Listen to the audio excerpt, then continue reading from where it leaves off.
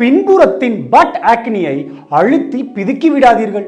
பின்பு அங்கு அதிகமான பாக்டீரியாக்கள் வளர்ந்து உங்களால் உட்காரவே இயலாத நிலை ஏற்பட்டுவிடும்.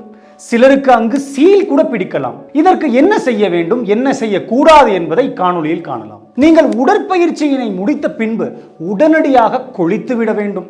இல்லையேல் பின்புறத்தில் அமைந்துள்ள முடியின் வேர்களுக்குள் அழுக்கு மற்றும் வியர்வை சேர்ந்து ஃபாலிகுலைட்டிஸ் என்ற இந்நிலை உண்டாகும்.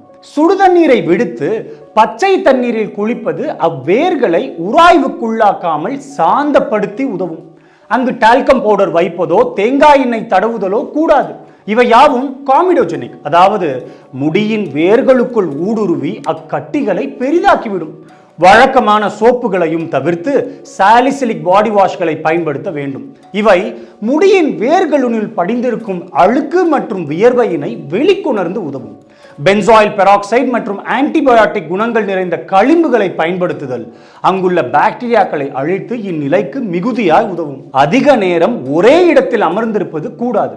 இறுக்கமான உள்ளாடையோ கூடவே கூடாது. இவை யாவும் உராய்வினை ஏற்படுத்தி அந்நிலையினை மேலும் மோசமாகும். எப்பொழுதும் தளர்வான பருத்தியினால் ஆன ஆடைகளையும் உள்ளாடைகளையும் அணிய வேண்டும். உறங்கும் வேளையில் உள்ளாடையினை முற்றிலும் தவிர்த்தல் கூடுதல் நன்மை பயக்கும். நன்றி.